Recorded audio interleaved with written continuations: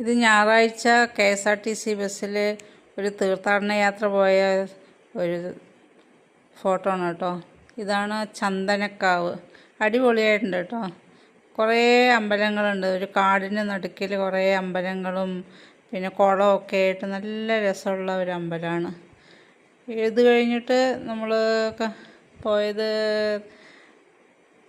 കാടാമ്പുഴ, ഗുരുവായൂർ. ഇത് പട്ടാമ്പി പുഴയാണ് കേട്ടോ.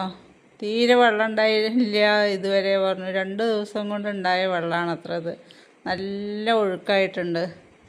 പിന്നെ കാടാമ്പുഴ പോയി, ഗുരുവായൂർ പോയി, മമ്മിയൂർ പോയി. അവിടെ ഒന്നും ഒരു തിരക്കും ഉണ്ടായിരുന്നില്ല.